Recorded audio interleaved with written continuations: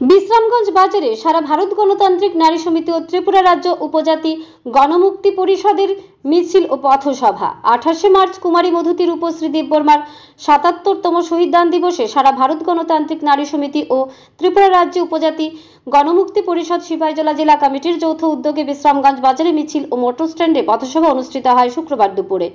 এদিনের বিশ্রামগঞ্জ দুর্গাদাস শিকদার স্মৃতি ভবনের সামনে থেকে মিছিল শুরু হয়ে বিশ্রামগঞ্জ মোটর স্ট্যান্ডে মিছিল শেষে পথসভা করা হয়। উপস্থিত ছিলেন প্রাক্তন মন্ত্রী ভানুলাল সাহা, সিপিআইএম বিশালগড় মহকুমা কমিটির সম্পাদক পার্থপ্রতিম মজুমদার, সারা ভারত গণতান্ত্রিক নারী সমিতি সিপাহীজলা কমিটির সম্পাদিকা রেহেনা বেগম সহ অন্যান্য কর্মীরা। তবে এদিনে বিশ্রামগঞ্জ বাজারে মিছিলে সিপিআইএমের সারা জাগানো মিছিল দেখে অনেকেই আটকে ওঠেন বাজার ব্যবসায়ী থেকে শুরু করে পথচারীরা। এদিনের পথসভায় সারা ভারত গণতান্ত্রিক নারী সমিতি সিপাহীজলা জেলা কমিটির সম্পাদিকা রেহেনা বেগম বলেন, রাজ্যে বর্তমানে বিজেপি সরকারের শাসনকালে নারীরা সুরক্ষিত নয়। কেন্দ্রীয় এবং রাজ্যের ট্রিপল ইঞ্জিনের সরকার যতই ফ্ল্যাক্স ফেস্টুনের মধ্য দিয়ে রাজ্যের নারীদের সুরক্ষা দেওয়ার যতটা না প্রচার করেন, তার থেকে বেশি নারীদের সুরক্ষা দিতে ব্যর্থ। নারীদের ক্ষমতা এবং অধিকার ছিনিয়ে নেওয়ার আহ্বানও জানিয়েছেন এদিনে মিছিল থেকে নেতৃত্বরা। ব্যুরো রিপোর্ট, আরই, ধর্মনগর। বৃহৎ নারী সংগঠন এবং ত্রিপুরা রাজ্য এই সংগঠনটি সর্ববৃহৎ নারী সংগঠন। সর্বভারতীয় স্তরে সারা ভারত গণতান্ত্রিক নারী সমিতি এই সংগঠন তৈরি হওয়ার অনেক আগে আমাদের ত্রিপুরা রাজ্যে আমাদের এই গণতান্ত্রিক সংগঠনটি তৈরি হয়েছিল, জন্মগ্রহণ করেছিলেন।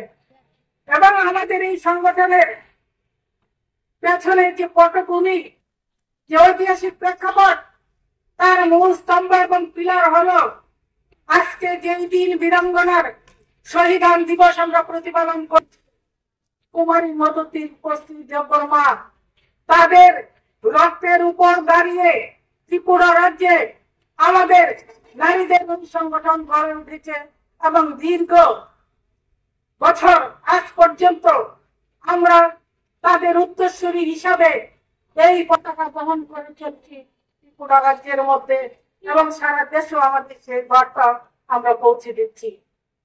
এই যে তিনজন বীরাঙ্গনা, আজকে 77তম শহীদান দিবস, 76 বছর আগেকার কথা। এখন এই রাজনৈতিক আজকে যে প্রেক্ষাপট ত্রিপুরা রাজ্যের মধ্যে, সেই প্রেক্ষাপটে দাঁড়িয়ে কুমারী মধুতি রূপশ্রীকে নিয়ে অনেক বেশি অনুশীলন এবং চর্চা করা শুধু নারী সংগঠন নয়, ত্রিপুরা রাজ্যের আপামর জনগণের সেখানে একটা মহান দায়িত্ব। কারণ তখন এই সময়ে এই তিন বীরাঙ্গনা তাদেরও জীবন ছিল, স্বপ্ন ছিল, ভবিষ্যৎ ছিল, পথের ইচ্ছেটা ছিল।